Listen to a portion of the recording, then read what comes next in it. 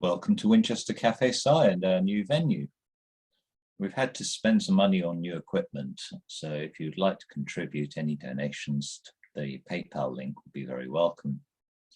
A recording of this talk will be posted on our YouTube channel, where you'll find recordings of all our online talks. You can also find the links on our website at wingcafepsi.org.uk. If you enjoyed tonight's talk and you're not on our mailing list, you can sign up for it there to be notified about future talks. After tonight's talk, we'll take a short break before the Q&A. Tonight we have two speakers. Shelley Duncan is a research fellow within the Faculty of Sport, Health and Social Sciences at Solent University. Her area of expertise is within the field of cognitive neuroscience, specifically in the use of electroencephalography to evaluate the relationship between electrical activity of the brain and behaviour. Shelley's PhD was completed at Victoria University, Melbourne, which involved the evaluation of the influence of acute bouts of exercise, aerobic and resistance, on cognitive function, including both behavioural task completion time and electrocortical patterns of activity during the performance of a locomotive dual task paradigm. Emma is a sports psychology researcher at Solent University who's interested in heart rate variability as a self-regulation marker. Please welcome them both. Hi, I'm Dr. Shelley Duncan. As William said, I'm a cognitive and behavioural neuroscientist. I've been with Solent now for 7 years, and in that time my core driver is about using multiple modes of technology to evaluate what brain and behaviour. So that basically what that means is, if you are walking along, for example, what's happening in the brain? So as simple as that, but not quite so, and I'll explain why. So underpinning psychophysiology is basically, it's a combination of looking collaboratively with psychology, biomechanics, exercise physiology, neuroscience. It's about bringing together different disciplines to evaluate what it is to be human. So how we started, it would be in a pub. Emma and I, we'd been to an away day and we were sitting at the pub after. We'd never met before, and we got chatting, and we realised that Emma being a psychologist and me being a neuroscientist, that we had common interests of exploring what it is to be human. And we got talking about, okay, well, how can we develop this area of what it is to be human? And that was kind of the start point, wasn't it? And then we put together the Mind-Body Connections Research Group, which we have been developing now for 6 years. And in fact, 2 months ago, we just held our first ever research photography exhibition, where we took photos of the equipment that we have, the research in action, and actually what we produced from the research, what we produced from the technology. And what we know is that science and research is not accessible. So it's about making what we do more accessible to the general population. It's not just about being academic in our heads and talking a different language, like the explanation of what I do from William, about dual tasking and multimodal exercise and those kind of things. It's about making accessible so you can understand why we do what we do. So I'm going to hand you over to Emma, who's going to explain a bit of a history around psychophysiology. Could you stand in front of the laptop, because the webcam, the recording is there? Of course. It's a really attractive view for me. Okay, so we're here obviously to talk about psychophysiology. You can maybe guess from the name that it's something to do with the brain, psychology, and something to do with the body, right? Physiology. So essentially, we need to understand why we're interested in that and how did we actually get here. So when we think about the development of this area, it's pretty new. It's pretty new. In the early 20th century, we had some kind of original OG researchers in this area. We had Charles Darwin, we had William James, Walter Cannon. You may be familiar with fight or flight response, that sort of stuff, yeah. So that's kind of where this idea of psychophysiology came from. The fact that we're put in a situation, we perceive what's happening in our environment, and our body does something for us to either help us fight the saber-toothed tiger that's going to kill us, or we decide, I'm probably not going to beat this thing, I'm going to run away. So essentially, that's kind of where it came from and why we're interested in this. So in the 1960s, the Society for Psychophysiological Research was formed. So in terms of all the research out there, this is still pretty fresh, new, exciting. Hopefully we're going to make it exciting for you. And then in 2019, this is very exciting for me in particular, the first special issue of Psychophysiology in Sport and Exercise was published. Now that's particularly interesting for us because that's where we specialize in terms of our field. So it was only a few years ago that we had a special issue in our field. So you can see that it has really kind of developed quite quickly over time. Why, I hear you ask? Well, let's have a little look at the equipment. So back in the day, we were limited by technology, by lots of research standards. Technology is always something that is enabling for research. What can we find out? How do we find these things out? And as technology advances, we can find out more things. So you have a little look at the pictures on the screen. You can really only assess these things when someone's sitting down, not really doing a lot. Okay, so actually in terms of sport and exercise, we can't really understand a lot if someone's sitting down, unfortunately. So the technology advances has enabled us to understand this in so much more detail. So I've got some pictures on here on the screen for you. So we have things like facial EMG, which basically means we look at the activation in the facial muscles to understand maybe what emotion somebody is showing. Pretty cool, right? We also have kind of movement kinetics. So how is somebody moving when we maybe change the scenario that they're performing in? Any golfers in here? Anyone like golf? Nobody? Oh, just, okay, fair enough. I'm a scientist, I like golf. So anyway, golf is a really, really interesting one. When we put golfers under pressure, their kinematics change, their movements change when they're put under pressure. Nothing's changed about the stick and the ball, but it's the situation that changes our movement patterns. And that's why it's really interesting that we can measure that.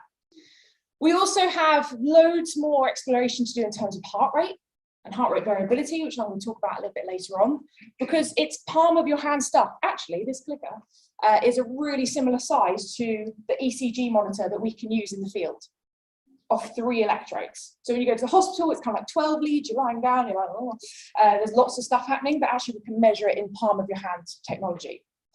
And we also have mobile EEG, something that Shelley is an expert in, but this means we can measure brain activity while someone's running, cycling, doing their sport. It's pretty fascinating.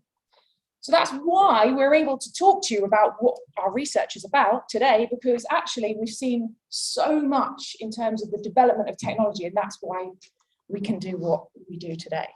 So I'm going to hand back over to Shelley, who's going to tell you all of that really cool, exciting stuff. I mean, I only got one line in my intro, so yeah, I promise it is exciting. I guess I've got to provide a bit of background. The reason why I've gone down this pathway of research is because my primary interest is in aging and Parkinson's disease. And we know that with aging, for example, our cognitive capacity diminishes. So we can't dual task. So dual tasking, for example, is crossing a road and talking at the same time, or going around the shopping centre with a shopping list. But in your head rather than on a piece of paper. So you're multitasking. And as we get older, our ability to do that efficiently and effectively is compromised. So if we know this is an issue, what interventions can we do to improve that? So reduce falls in older adults, improve some of the symptoms that are associated with the detriments of Parkinson's disease. We can better evaluate not only the disease or the symptom itself, but actually the efficacy, the benefit of doing core interventions. And when I started, this was as an exercise physiologist, was like, well, actually, what does exercise do to our brain function? Now, a core part of this was EEG, which I got handed in a box when I started my PhD. Never have ever encountered an EEG system in my life. I literally did not know what plug went where. So it was a very steep learning curve. But what it did show me, though, is that EEG is phenomenal at being able to determine information flow through the brain. So a bit of an introduction to that. So we've got two core characteristics that we look at in terms of brain imaging. That's a structure and function. So structure is something like the CT scan, MRI, and function looking at fMRI and EEG. So the core differences between those two technologies, fMRI, for example, is about spatial resolution. So where the activity in your brain is occurring at a given point in time, whereas EEG is about timing of information. fMRI is not very good at timing, just because of the time it takes to build up the contrast that we wanted to see around when the brain's active. Whereas EEG, spatially, it's not that great, but temporally, it's phenomenal. We can track time course of information flow through the brain within 1 millisecond. So because that's my core focus, I'm going to introduce you a bit more to the world of EEG. So EEG differs depending on the system that you use. You can have anywhere, for me, I use 64 electrodes. So that is a whole bunch of electrodes on the surface of the head, and what it does is it collects information about the summation of thousands of neurons firing at the same time. So it can actually map if a light flashes, what I do with that light. But again, it's a summation at the surface of the head, so therefore its core limitation is it can't measure deep structures in the brain like the basal ganglia. So to give you a bit of an example, on the left-hand side here, we've got your normal sinus rhythm of your heart rate. Now that's electrical. So if you know with an ECG, this is what we measure, the electrical activity of the brain. Now that is one trace. If you're thinking of EEG, for my situation, 64 electrodes, we've got 64 of these individual traces that we analyse. And they go from the back of the head right through to the front and around the temporal. So we literally can map the whole circumference of the head. So why do we do that? It's around sensory integration. So if I, for example, if you're walking across the road and you're waiting for the green man, what happens in your brain when you see the green man? Now what you realise is that you've got roughly about a second of brain activity occurring before you'll actually see someone move. And it's actually what's happening within that time before you see a behavioural response. So that's why it's important, because it's in that time frame we're better to able to untangle what's happening and how disease or other medication alters the information of the brain and how we're processing it. So as I said, what they can't do, because it's a surface measurement, is it can't measure deep structure. And the reason why that's important is about the neural generators in the brain. So if you look at Parkinson's disease, for example, where we know that one of the core areas that are compromised is the substantia nigra and the putamen, but they're both deep structure. So an EEG can't pick up decrements within those areas of the brain. We make educated assumptions and research about how that's affecting what we're seeing at the rest of the brain and how that relates to what we're seeing in behaviour. So this is my first project really. So in terms of looking at EEG, we've got two types of information, and that is event-related potentials and frequency analysis. I'm not going down the rabbit hole of frequency analysis, but I will talk to you about event-related potentials, which is my given area of expertise. Now, why this is important is because, as I said, it can map the time course of information flow through the brain. So if I give you the example of walking across the road and you've got the green man or red man, when the green man occurs on the light, which is the onset of the light or tone or noise, if you can hear the beeping on the cross signal, that's the beginning point. And then after that, you've got the auditory or visual evoked potential, where we're recognising, actually, this is a light, and this is a red light, that means stop, or this is a green light, which means go. So what happens then is, okay, I need to go. So then it gets sent to the parietal region of the brain, which is the P3, which is associated with your decision making, so your working memory. I know in my working memory, when I see the green man, I'm allowed to walk. So all this happens before someone actually takes that first step. Now, with aging and with neurological diseases, what we often find is that For example, in the P300, the decision-making and working memory, this is diminished. So that's because we don't have sufficient attentional resources to cope with the demand of the activity. So where a young adult will be able to do this, not a problem, green light, walking. As an older adult, we don't just recruit the parietal areas of the brain, we recruit executive function, the frontal regions. So we get a P3 in the back, a P3 in the front, and it's called a compensatory measure.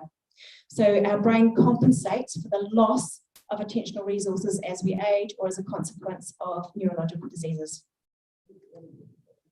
So the first project that I worked within was with elite and novice futsal. I'm not sure if you're aware of futsal, but it's a smaller version of football, and they'll probably crucify me for that because it's quite a different game. But what I wanted to look at is we know that elite futsal players are brilliant. They're very effective and efficient in how they navigate their space, how they navigate the team. They know where the team members are and the balls are, and they make decisions very quickly and very efficiently. But in a novice, when we're learning, we don't do those things as efficiently, and it's full of errors. Now, what happens is, as a novice, we process things sequentially. So that's one thing at a time. So what you'll see here in the top graph is, as an amateur within the blue area, that's the occipital region here. What you're doing is you're recognizing where the ball is, where your teammate is, what's actually situationally in your environment. Then it will go to the parietal cortex, which is your working memory, to look at what action is required. So they do that step by step. However, with elite, they will do that in parallel because they've had the learning process. So over a number of years, they've learned multiple plays, they've learned multiple responses to the environment. So therefore, they've got a pool of decisions and outcomes that they desire to respond quickly. So they will do that in parallel, hence the efficiency and effectiveness of elite futsal players, or any sport for that matter. You know that as we get better with golf, with tennis, with any kind of sporting, the more time you spend doing that, the more expert you become, the better the brain is able to respond to effectively and efficiently the demands of your environment. Then I looked at, within my PhD, looking at the dual task scenario. So why that's important, as Emma nicely said, is that a lot of our research is based on labs. So we're trying to measure activity within the brain in a seated position. We don't live in a seated world. We live in an interactive way. We navigate our environment. We've navigated this room tonight, overcoming obstacles, sitting down when we're out on the road, navigating traffic and other people. And so the importance for me is, okay, well, does what we know in the lab actually translate to the real world context? And so hence my research. So I designed a very basic grid-based system, which is full of left to right-hand turns and straightforward, to look at whether when we increase cognitive load, whether there's a decrement in our physical performance. So we had people walking around the environment, performing directional turns as they liked. That's a very baseline. Single task was around having a light stimulus. So if the light was red, I wanted you to go right. If it was green, left, white, straight ahead. So single task. So everyone did that very well. But then when you added in the working memory list, which is a shopping list, there were decrements, meaning that what happened was our attentional resources became compromised. And what resulted in that is people performing the wrong turns or getting to a turn and not knowing which way to go, and then they went. So it's about increasing the cognitive load. And what we do to address that is, you'll probably hear, exercise is great for the brain, but also what's increasingly come out is learning a new skill. So learn photography or playing word games, actually keeping your mind active and engaged to help you actually with your attentional resources. Now, the next thing, as I've spoken before, around stimulus dependent. Now, why stimulus dependent activity is important is because what we do is what's called time locking of events. So I'll go back a bit if I can.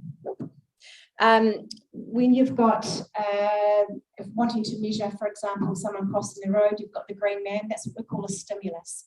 So when that green man comes on, we know we time lock that with exactly what's happening in the brain. So it's really important for us to be able to match up what we're doing behaviourally with what we're seeing in the brain. Now, the difficulty with this is if we're trying to measure activity where we can't have a stimulus. So, for example, a passion of mine is Parkinson's disease, and we know that in some people with Parkinson's that they have issues with gait freezing, gait instability, and shuffling.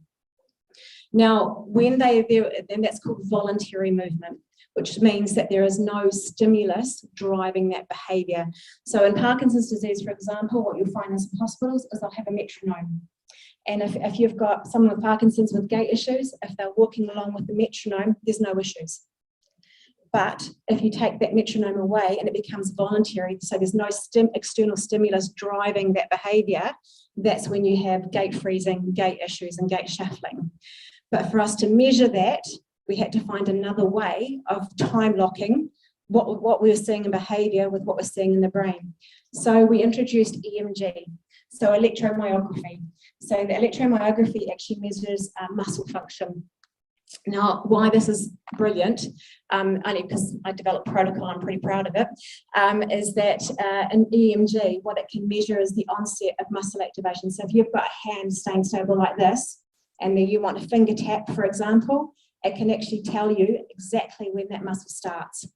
And so exactly when that muscle starts to contract, lift the finger, we can time lock that with what's happening in the brain.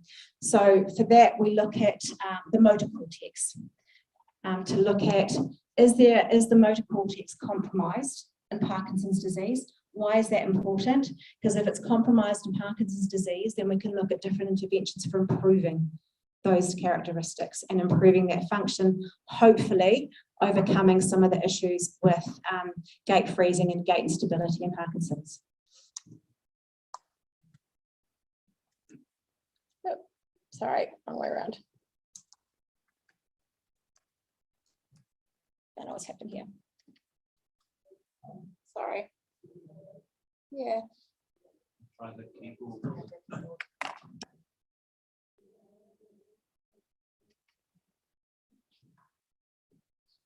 Right, there we go. So one of the core things that we had in terms of this research that we're collaborating with at Kent University is we're looking at the use of more technology as something called galvanic vestibular stimulation. Now, galvanic vestibular stimulation is basically electrodes that are placed on the mastoids. So you've got an anode and a cathode, so it's a positive and a negative, and what it can do is disrupt or change the electrical activity of the brain. Now, why that's important specifically in Parkinson's is because it's the electrical activity of the brain that is compromised due to the loss of dopamine production in the brain. So we're trying to look at, okay, does this have an effect? Can we alter the way that the brain functions? But to do that, what we first had to do is actually validate this new paradigm, this new testing theory. So it was about attaching electrodes, EMG, electromyography, muscle, to the hand and to the leg, so that we could look at not only foot movement, which is more real world, so if we're walking, we're obviously wanting to gauge foot movement, but also finger movement. And these are key things that are assessed within Parkinson's disease in terms of monitoring progression of the disease and diagnosis of the disease. So what we've now done is validated actually a testing paradigm where we can actually use muscle to inform us about what's going on in the head. And that is important because we always need a baseline.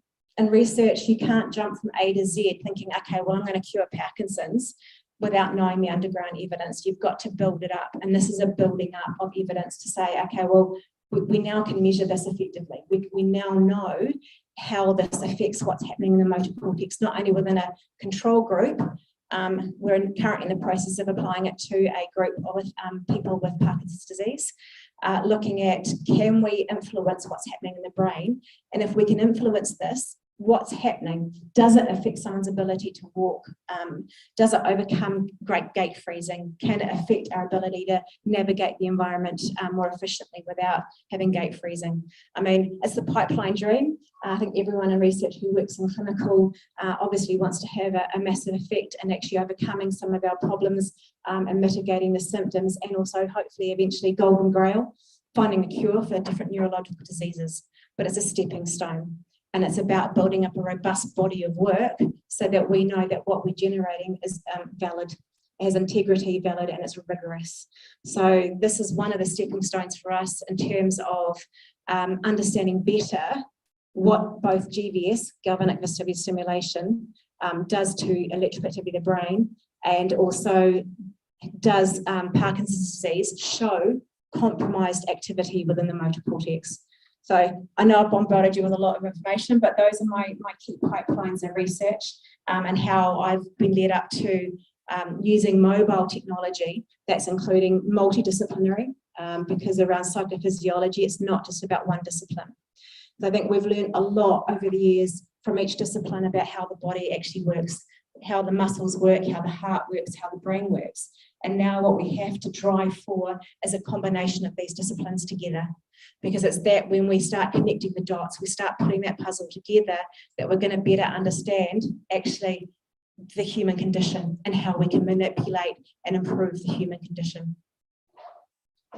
So another part of technology that we are employing within our My Body Connections group. So we've covered GVS, EMG and EEG, and we're going to hand you to Emma for the ECG. Thanks very much. Absolutely fascinating, Shelley.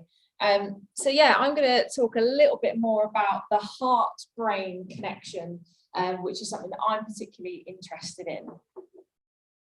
So I don't know if anyone's heard of heart rate variability before, but essentially the common misconception about our heartbeat is that it beats at regular intervals. So if you had a resting heart rate of, say, 60 beats per minute, you would assume that the heart beats every single second. So that's not necessarily the case. You can see from this ECG trace, so the electrical activity taken from the heart, the time interval in between these two beats, so that big peak you see, which is known as the R peak, it's changing every single time the heart beats. Now, this is something that's particularly interesting for us when we perhaps don't have equipment like EEG, so being able to measure what's happening in the brain, and we maybe have something more accessible like a small ECG machine, for example. Now, the reason for this is because our heartbeat is constantly changing. That means something is controlling it, right? So essentially, heart rate variability represents the changes in time interval in between our heartbeats. And it's also known as the interbeat interval, which is quite simple. So in terms of that, this allows us to understand the control over the heart. So the control over the heart is predominantly controlled by the autonomic nervous system, that system involved in fight or flight. So I'm sure you guys have heard of that. And essentially what is happening is it's constantly working together to battle up, speeding up our heart rate and slowing down our heart rate in order to meet the demands of the environment. Now, this is really interesting because actually it means that our brain is essentially in control of what our heart is doing. So the heart is a gateway to what we're thinking in a scientific sense, of course. So the direct nervous stimulation of the heart is actually from a cranial nerve, which again is really interesting because that's directly linked to the brain. And it's actually from the 10th cranial nerve, which is called the vagus nerve. The vagus nerve is what's known as the wandering nerve. That basically means pretty much everywhere. It innervates a lot of our body. But what we're particularly interested in is it innervates the heart. So this is why you might hear of vagus activity known as parasympathetic activity of the heart, and it's known as cardiac vagal activity. Okay, so essentially the thing that slows your heart rate down, the thing that's associated with rest and recovery and slowing heart rate down. Now, why this is particularly interesting for us is slowing of heart rate actually happens faster than speeding up of heart rate, because there is a direct connection from the brain, so from those cranial nerves straight to the heart. What this means is when we're in a demanding situation, if we have high levels of parasympathetic activity, it means that we're better able to cope in that environment because we're more controlled in that environment. We have more self-regulation resources. When we need to run away and we have that fight or flight system, that's when sympathetic activity takes control and takes the charge. What this means is parasympathetic activity actually makes that decision. So it steps away. It almost takes the brake off the car and allows the acceleration to come in. So this becomes a really interesting measure for us, because we can then start to look at why heart rate variability changes in environmental demand. Gives us this gateway into understanding how people are reacting in certain situations. So why is having high heart rate variability or high parasympathetic activity a good thing? So lots of research has found that it's associated with better health, better well-being, better self-regulation in demanding environments, and actually better cognitive performance, specifically executive function, so things like working memory, decision-making, emotional control. Now, essentially, having high heart rate variability means that your heart can constantly change to the demands of that environment. That's really, really good. That's what we want. We want a variable heartbeat. We want to be able to change in terms of the demands in our environment. So I can hear you all crying. How do I get a higher heart rate variability? Because it seems like it's something that I really need. Yeah, better health would be great. Well-being, being able to perhaps perform better cognitively. So it's really simple. And I'm not going to, do a sales pitch and say, hey, buy my equipment. It's actually something that you all have. You all have a way of doing it. And you know what's even better? It's free. It's your lungs.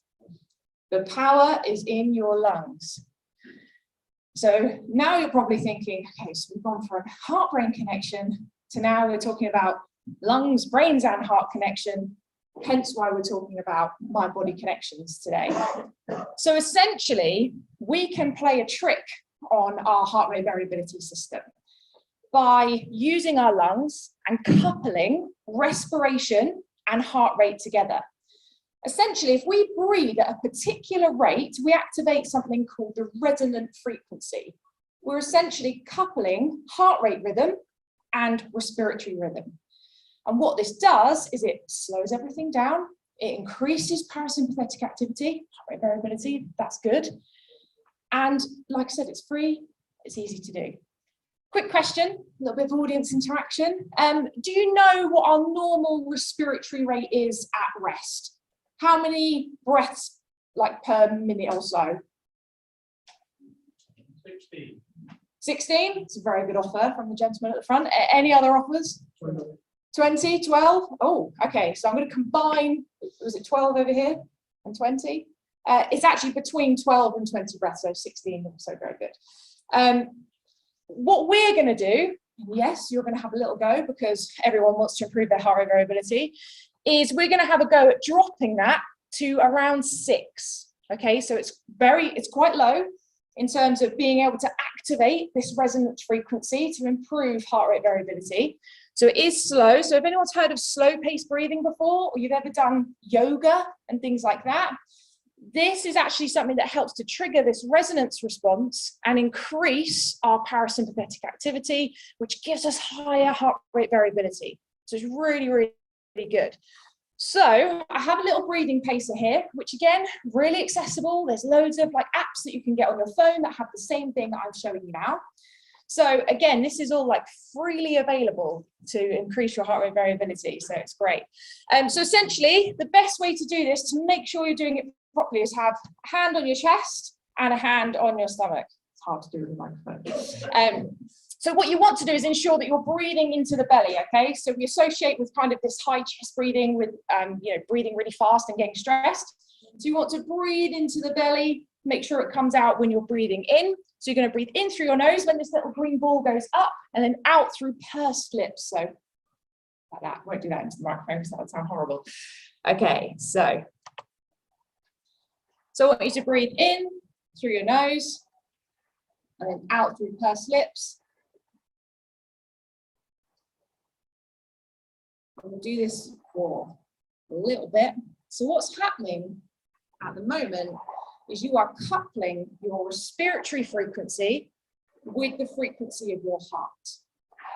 And when we actually look at this in data, we see oscillations. So we see really lovely sine wave patterns of these coupling together. So in terms of physiological things that are happening to you right now, you are increasing heart rate variability, specifically cardiac vagal activity, which is great. You're also probably on a subjective level, maybe feeling a little bit more relaxed. You might be going to sleep, but that could also be me. Okay, so we'll move on because we're just going to have waves and breathing the whole time. So essentially, that is a one-stop shop for increasing heart rate variability, increasing that connection between the brain and the heart. Really, really easy to do, really, really accessible, and it was all pretty easy to do. Just as a pre-warning, if you do try this at home, if you do that for a period of say 5 minutes or so, it is quite common to feel lightheaded. Okay, so just as a pre-warning. So in terms of what I'm actually interested in, so if you remember when I kind of told you at the beginning, higher heart rate variability, better health, better well-being, better self-regulation, better executive function, essentially it's really good for us. What I'm particularly interested in, because I work in sports psychology as a sports scientist, I'm really interested in, okay, how can we use this for athletes? We can't always send our athletes out on the pitch or on the court with all this equipment attached to them. We need to be able to know the science, and then we also need to be able to say, okay, you can go out and do this with something that's super accessible, your lungs, because you all have those. So we have done quite a bit of research on this, and I work quite closely with the German Sports University in Cologne, where they have a fantastic research group out there, and I'm really lucky to be involved with them. And we've been having a little look at this in different kind of areas. So I actually started off in my PhD looking at, well, firstly, what happens to cardiac vagal activity under pressure. So I looked at rifle shooting athletes, particularly prone rifle shooting, so athletes that lie down and shoot, essentially. Great for me because not a lot of movement, data is really, really good. And what we found within that in terms of how that links to performance is that when they tended to shoot a worse score, we found that cardiac vagal activity was reduced, essentially showing that perhaps they weren't coping that well in that situation. When they shot a better score, after they performed, it tended to be higher. So perhaps that meant that they were coping well, they were performing better, they felt under control, essentially. So from that, I was then really interested to think, okay, so if we think that heart rate variability has all these benefits and we can improve it really easily through breathing, then let's have a look and see what happens when we start using this with athletes. Because I'm sure you've seen so many athletes, if you watch the rugby, for example, if you watch someone taking a penalty, they might stand and do a pre-performance routine and take some breaths. Okay, so what's the science behind that? That's what I was really interested in. So a colleague at the German Sports University looked at actually what happens when we just do a single session of slow-paced breathing on athletes' heart rate variability. What we found in this particular study was actually when we're doing a slow-paced breathing, heart rate variability goes up, cardiac activity goes up. Okay, that's really, really good. When we stop, it tends to dissipate. Okay, so it tends to kind of fall off a little bit. So maybe one session is perhaps not enough, or we maybe need to do this repeatedly. Or we also need to then start looking at, okay, well, what happens when we use it directly before a sporting skill? So we're getting our heart rate variability up, getting that parasympathetic really high. And then what happens to performance, for example? So we actually did this in an applied case study. So we were really lucky, myself and some other colleagues. We worked in Formula 3. So if anyone's kind of interested in Formula 1, it's like a couple of like divisions down, but still quite elite in terms of performance. And what we did, this was a kind of mixed intervention. So we did some visual intervention stuff, but we don't have time to go into that, unfortunately. But we also did some breathing. And essentially, we did a course of training with this athlete. So we taught them how to breathe using an app, using a breath pacer that you guys have just used. And we taught them how to do that over time. And we were testing them to make sure that they could actually replicate that without having to use an app, because essentially they can't be sitting in the car looking at a breathing pacer, hoping it's going to make them drive faster, because essentially we can't do that. So over a period of time, we taught the athlete how to breathe at the particular rate, so that's 6 breaths per minute that you've just tried. And over the course of time, great, they learned that, they could do that themselves. When we actually interviewed the athlete after the intervention, they came back with some really interesting stuff. So they were talking about how they were using this breathing in the pit lane prior to going out to perform, to race. And he said, my hands got less wet. And I was like, that's amazing. Because we have something that's known as the galvanic skin response. Your hands get clammy when you get a little bit nervous. Yeah, that was gone. Hands were dry. It's a miracle. So what essentially is happening, galvanic skin response is the sympathetic system, right? So we're introducing parasympathetic by doing slow-paced breathing, and that helps them to get nice and relaxed, ready for the race. Okay, obviously this is a case study. It's just one athlete, so we can't say that this is causal. We can't say this is going to make you race faster, but it is having a subjective effect. Again, something I was very interested in. So this is a paper that Shelley and myself have been working on, again with other colleagues. And we actually looked at, okay, let's do this on a bit of a group intervention, because this is something that you could teach in a workshop to athletes quite quickly en masse. So it's really impactful. And this is something that we're just writing up at the moment. So, I mean, it's top tip exclusive here for you guys. So in terms of what we did here was we educated a group of athletes. It's a similar thing, slow-paced breathing. You're going to use it on an app, and you're going to do this for 4 weeks for 5 minutes a day. They came back, we did some other tests in between, so looking at like cognitive function and heart rate variability over time. But perhaps the most interesting results was the focus group afterwards, and how the athletes were using this and how it actually influenced them. So we weren't interested in just performance. We were interested in how we're using it, how did it affect you? Most of the athletes, I think 90% of the athletes, said that they used it for sleep. And there's lots of evidence to suggest you get better sleep if you do slow-paced breathing prior to going to sleep. Okay, because you're essentially increasing parasympathetic activity, which means you're going to be in a more relaxed state, which promotes better sleep. So we have some quotes here, and I'm obviously not going to read them out, but you can see that they're focusing on breathing during performance. So it's a nice distraction technique. So if you're feeling a little stressed at work, or you're having a stressful day, maybe do a little bit of slow-paced breathing, distract yourself, bring yourself back down to a little bit of a baseline. Again, sometimes the athletes were saying that I couldn't even complete 5 minutes because I was already asleep. So they were so relaxed they couldn't even get through it, and they fell asleep, which is great. And again, they slept for longer. Sleep quality was reported subjectively as better. So I think there's a real kind of momentum shift here. It's really becoming quite popular, and it's so easy. You can download this on an app and do it at home and see all of these benefits. There is one issue before I finish. We recently did a review of all of the literature using heart rate variability in sport and exercise psychology. And the problem is, because heart rate variability is becoming so accessible, you can measure it on your phone, apparently. This means that actually some of the research out there isn't great, which means that it's informing wrong practice.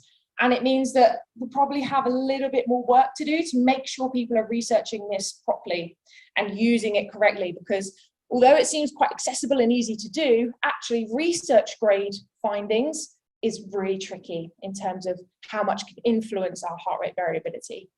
So myself and my very close colleague, Dr. Sylvan Laborde from the German Sport University, kind of created this review and recommendations for researchers in the future. And we kind of have a little group, and we call ourselves like the heart rate variability kind of superheroes, fighting the good fight for heart rate variability. So all of this stuff that I've spoken to you today is really, really promising, but there's still always lots to do. I really hope you found this interesting. We have some pictures here of the kit that we have at Solent University as part of our Mind-Body Connections research group. So things like virtual reality, mobile EEG, EMG, heart rate variability. So we do have all of this available to us to continue this research. I really hope that you've found this interesting and you have lots of questions for us. And yeah, go and download a slow-paced breathing app and improve your heart rate variability.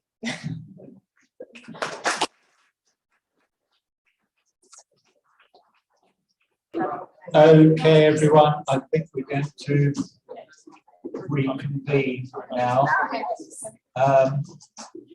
Just before we go to the Q&A, we've had an offer from Mike Sedgwick, who is one of the pioneers of EEG, to just say a little bit about its origins for us, which I think might all find useful. Mike.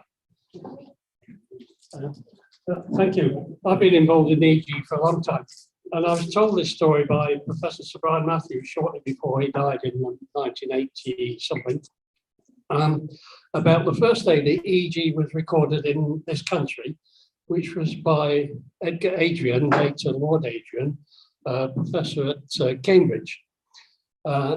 He was good at recording biopotentials, and although the EEG was known about, nobody really believed it. But he was persuaded to try and record it, and he did one afternoon with Brian Matthews, one other scientist whose name I forget, and they recorded each other's brainwaves, and they were all pretty much the same, and they showed the 10 cycles rhythm. And they thought on that very first day there must be a connection between the brainwave rhythms and the mind and the body, just as we've been hearing about and seen.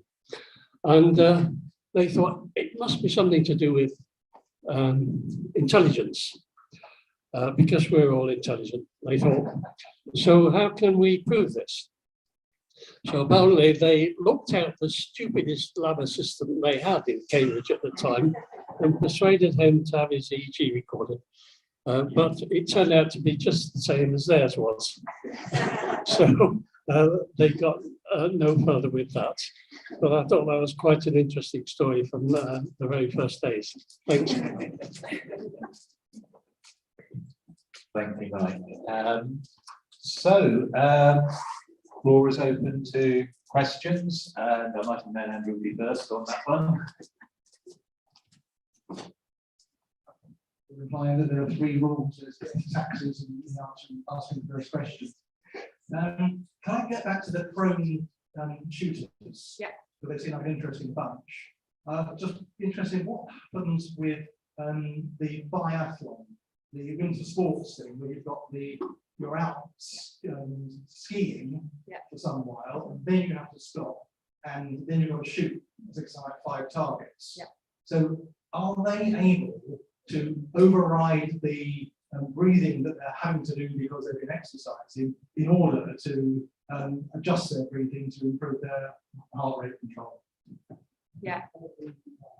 Can you hear me okay? Yeah, okay. I love if you could use the microphone. Okay, I just want to make sure. I love that you've asked that question. Do you know why? Because I could give you the answer to that probably in about 4 months' time. I mean, I'll pay you later. We do take follow-up.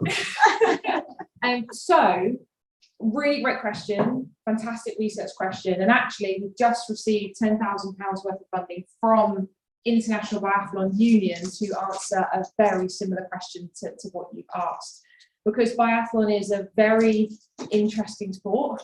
You're going from really quite maximal physical exertion to lying down trying to shoot a target when your body's like, okay, like I've just been working really, really hard. So essentially we put in a funding bid for a slow-paced breathing intervention in biathlon, and we're doing it a crossover intervention with visual impacts as well. So actually, how does fatigue influence our visual gaze? So obviously, if you've been working very hard, how do we then physically focus on the target when we're moving? But also, how can we use slow-paced breathing to bring ourselves back down, have that best state that we can be in order to shoot? So I don't know yet, but I'm so glad you asked that question, because it just shows that our research funding is warranted in that sport. Oh, do we have any more questions? Yep.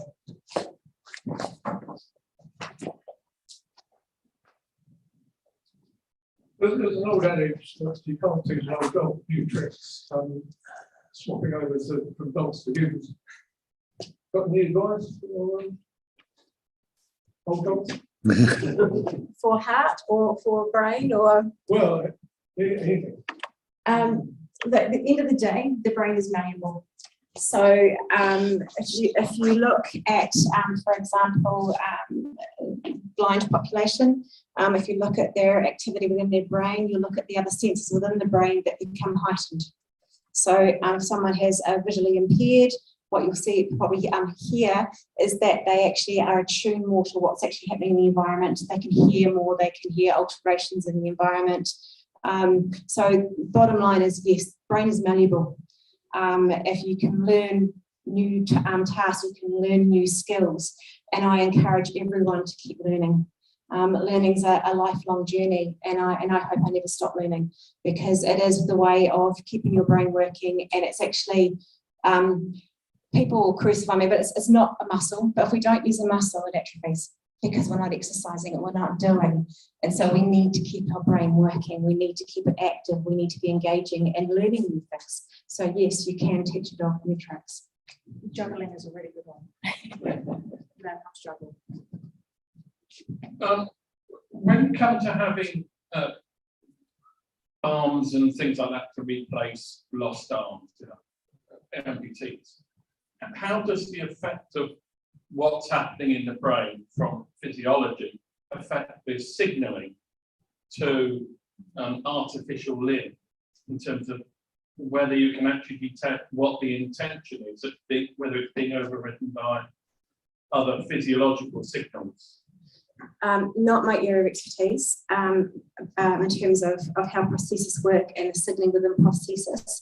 But what you could look at potentially is looking at studies that have investigated stroke rehabilitation. So a couple of the main rehabs tools that we use for stroke is mirror therapy.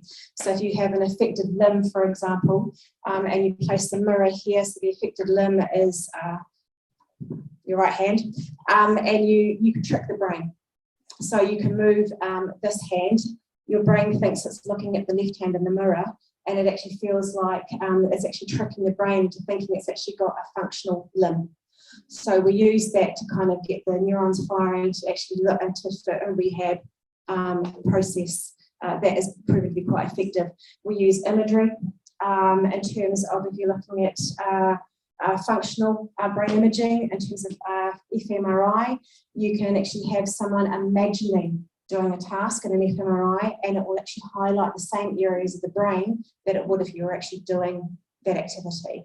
So I think it's about replication and trying to trick the brain into producing those same signals. If you're looking at exercise physiology, for example, there is evidence of cross-education. So if you exercise one limb on an exercise bike, what you'll also see at the end of that protocol is you actually see an effect, not as robust, not as big as on the exercise limb, but you will see an effect in the non-exercise limb. So there's a cross-education going on there. So it's all about neural pathways and connections and how we can trick the brain or get those things firing to promote activity. So I'm not sure, but possibly there's a link there between tricking the brain or getting those neurons firing and the signals being transmitted to influence the prosthetic limb. I know that if you think about there's big machinery now that they put people in who are paralysed and they get them walking along the street. That's exoskeleton, thank you. I think that's based, again, not my area, hypothesising here, but I think that's based on muscle activity. So if you think about, we become habitualised to the way we walk. So it becomes automatic. We don't even think about it, we just do. And so when we don't think about how we act, muscles automatically fire. So if I want to walk, I'm just going to step without even thinking about it. But my brain has already sent signals to my limb to move because it's habitualised. And maybe that's part of it as well, because our muscles are firing the same way that we would normally do. So it's about training ourselves to do an alternate movement or working the limb. Talking about large pieces of equipment, you mentioned something about applications in ship management. Yeah, definitely. Some of the other areas that we're going into, and as I said, we're really strong on looking at multidisciplinary, but also multi-area work. So it's not just about working within the human sciences, it's about working within maritime. And so maritime for us in this country, we've got one of the world's leading maritime simulators. We've got a big bridge simulator at Solent University. It's there's actually quite a few. I think there's 7 simulators. I can't quite remember. And some of them are 360. So you've got screens all around you. In fact, when I have been in there, I can't look because I get seasick. I have to look at the floor because it feels like you're actually out at sea. We use the simulators to educate our cadets, our shipping cadets. But what we don't currently know is actually how efficacious are these simulators. Can we train our cadets within a simulator, and is that translatable to what happens out at sea? And the reality is, when you're out at sea, you may have a really smooth sailing. You don't get choppy seas, you don't have to navigate other ships, you've got Panama Canal. You might have a really easy time of it, but we're in a simulator, we can replicate so many different scenarios for cadets. They're actually experiencing navigating Panama Canal, they're navigating really choppy seas and other environments. So can we use a simulator to speed up the decision making and the training of cadets? So, for example, can you replicate what a cadet would learn a month out at sea and have them learn that 2 weeks in a simulator? So we're currently looking at validating that. So is it efficacious? Can we replicate that sense of urgency that we get out at sea? Can we have them respond in a manner that saves the people on board, saves the ship?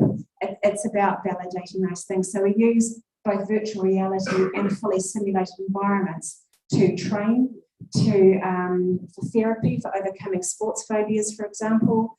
We use it to increase decision making and expose people to different contexts that they might not have previously been able to do, that will help them be better in the real world.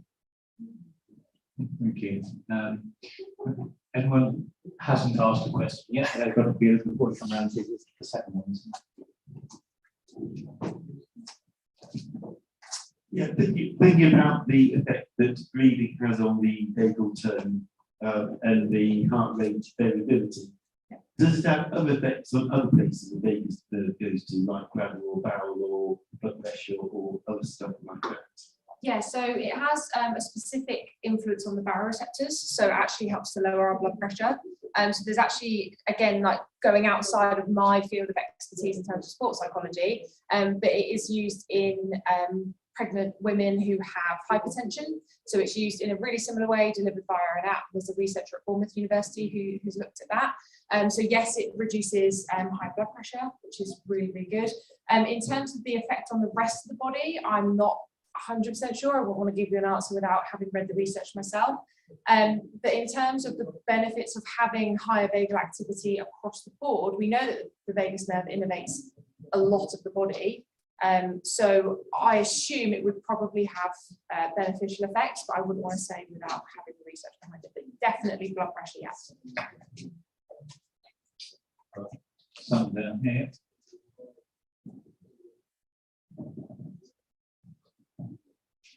Thinking about the camera. Sorry. Thinking about Parkinson's and the firing of the neurons, that's basically measuring things, isn't it? Is there a possibility that some sort of electronic control units could be inserted into people to compensate for damaged brains? Yeah, currently in Parkinson's disease, you've got a couple of mainstream treatment processes, and one is medication, levodopa, for example, which actually alters the electricity of the brain, and the other one is DBS, deep brain stimulation. So if you think of deep brain stimulation, it's similar to a pacemaker. So as a pacemaker is inserted to control the activity of the heart, you have something similar in terms of deep brain stimulation, where you have electrode inserted surgically, either by the putamen or the substantia nigra, and a pacemaker control in the chest. And what it does is it actually interferes with and it controls excitability. So the dopamine, one of the main attributes of dopamine is it controls excitability of the brain. So that deep brain electrical kind of electrode does alter that. The issue that we have is that, and quite often, is that medication and DBS becomes less efficacious. So therefore symptoms become more pronounced. So we're trying to, I know there's a lot of research going on different aspects of Parkinson's to look at how we can better help those with Parkinson's and minimise the impact of symptoms they have associated with Parkinson's disease. But yes, there is the DBS, deep brain stimulation.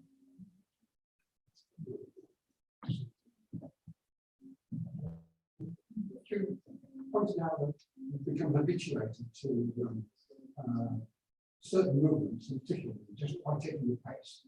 We're going to do something that you didn't have to think about. In athletes, in almost every sport, there's a refinement of movement to optimize the performance of the sport, which denies some of the breadth of capability, perhaps not just about sport, but for life itself, or living itself. Would you suggest from that one of the bigger benefits to most athletes, to most sports, would be cross-training of some sort? Yeah, my actual area is neuro, and I do have a background in exercise physiology. But what I can think of is the role of specificity. So for specificity, if we're looking at training a golfer versus a futsal player, very different movement patterns and biomechanics are required to do that. But I guess if you are looking at training in different sports, you've got tennis and badminton, kind of similar, versus so maybe tennis and futsal. I guess you're training different aspects of specificity in terms of what you are acquiring biomechanically. I can't talk into the crossover. Maybe if there's similarity in movement patterns, potentially, but if it's completely opposed, I think you're probably having to learn from scratch to look at what the biomechanical requirements are of performing that skill. Do you have anyone else who's not already had a This gentleman here, yeah.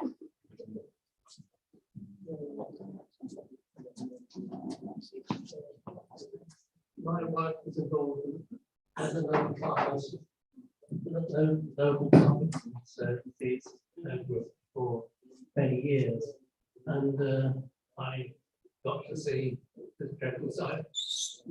And one of the effects was the freezing, and it seems to be a common thing that if you, instead of stepping forward, put something for them to step over, is stimulated a reaction. I wondered if you could explain that, please. I think probably the best way to describe it would be around the use of the metronome, because it's, and I haven't investigated this more fully, but it's a hypothesis in my head at the moment. It needs to be evidenced, but it's around cognitive capacity. A while ago, I saw a video with Michael J. Fox, who's one of the world's leading fundraisers for Parkinson's disease. He has a massive organisation in the States, and it was a journalist interviewing him, and they asked, "Can you stop shaking? Can you stop the tremors?" And he said, "Yes, but as long as I stop talking." And she said, "Show me." And so he did. He stopped talking and he controlled his tremor. Now, for me, that relates to cognitive load again. With Parkinson's disease, neurological diseases, and other aspects, cognitive capacity or attentional capacity becomes compromised. So you're therefore only able to do one task at a time. When you add in an additional task, it increases the cognitive load and our ability to navigate the different requirements of that task. So they'll sacrifice one over the other. So when she asked him to control the tremor, and he said, "I can't talk and control," it's about his capacity to only do one task at a time. So maybe it's about the fact that when you've got an external stimulus that can actually prompt and override the cognitive load. So if I'm walking into a metronome, I'm just keeping the time to the metronome. I don't need to think about it. So therefore I can move my foot, one foot in front of the other. So it's been shown with the visual as well, same concept. If you've got lines on a walking path, the person can actually walk and touch the lines as they go, because they're actually overriding the need to process what's having to happen. They can just control movement. You take those lines away, or the metronome away, it becomes voluntary, meaning that you're actually not only having to control what's happening here, but having to coordinate the foot going forward, because you've got nothing there to indicate where it needs to go. So it becomes a much more complex task to perform, especially when your attentional resources are compromised. I also understand that the operation implant, adjusting that, you can either talk or you can stop shaking. But getting a setting where you can do both is very difficult. DBS is similar to, I guess, as medication, is that when you go to doctor for medication, they will either increase dosage or titrate you off the dosage to find the optimal peak of efficacy. With DBS, it's the same, because there's so many frequencies it can function at to alter the electrical activity of the brain. It's about finding the peak, and depending on where the stage of Parkinson's is at and the symptoms that they're presenting, it's a one device. So it's actually optimizing where can you gain the most benefit, at what frequency can you gain the most benefit.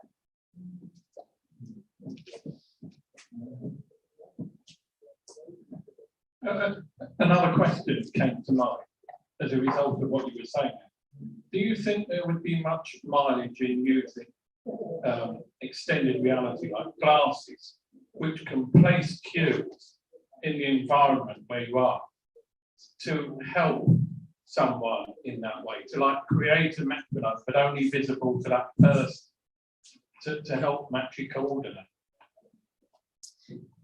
I'm not quite sure. I think that if you're looking at the real world scenario, there are so many variables that we can't account for. And if you're embedding something like that within a virtual sense, it's how does that get integrated with an ever-changing environment. And so rather than that, maybe, again, not something that I've researched, so it's not evidence-based, but just my thoughts is we could potentially look at maybe headphones with a metronome and headphone. Maybe, so it's actually movable and actually transportable within the environment, and it's not going to be reliant on a changing visual kind of stimulus within the environment. That makes sense. Even a Bluetooth connection to a hearing aid. Hey, yeah. Just a brief comment and then a question. I used to play ukulele here.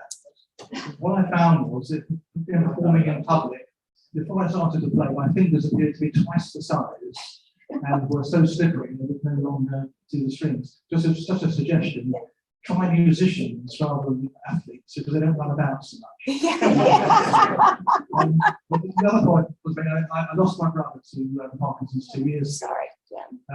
But my sister-in-law treated him mercilessly for 6 years. Would never allow him to get away with not getting up and making his tea and that sort of thing. Yeah. So, and he did benefit from things like dance and music. So just looking at the two of you, who seem to me to cover two possible sort of aspects of the approach. There's the neuroscientific, where we're looking at wonderful electronic devices and so on. Yeah. That's going to take some time to bear huge fruits. There's also the behavioural approach, which seems to me to be promoted at the same time and cross-fertilized. Is that what you're hoping to do with a bit of cross-fertilization? It is absolutely about that. And as I was saying earlier, the reality is science is brilliant, but we are very insular beasts, and we tend to stick to our own disciplines. And I think, it's time now that we step outside our own bubbles. And we look at cross-fertilization, we look at working collaboratively across different disciplines. And Emma and I are certainly leading the way of that in terms of Solent University, biomechanics, physiology, psychology, and just multidisciplinary, because that's where it's at. one of the world-leading neuroscientists, Dr. Professor John Duncan, not a relative, said at a conference a few years ago, you know, we're phenomenal in terms of what we know about the body. I mean, we can replicate the heart, we know how muscles work, and we know how different, we're gaining more knowledge of how the brain works. It's now time for us to be connecting dots. It's now time for us to be working cross-disciplinary to better understand, okay, so yes, we know this in the lab, but actually, how does that affect the real person? How does it affect our ability to engage with the real world? Okay, time for one last question, or we can wrap it up now. Okay, that's great. Well, Shelley and Emma, thank you very much for a really fascinating talk. Went into areas I hadn't even imagined that we'd cover, and you know, the application, the exciting stuff you're doing, changing lives, whether it's well, whatever level of people's ability to enhance it through applying science. So we will be back here on Monday the 7th of November talking about the vaccine pilot at Southampton University. There may be a bit more competition with noises off, so that's an incentive to arrive early and get a seat near the front, I guess. But please give a big round of applause for Shelley.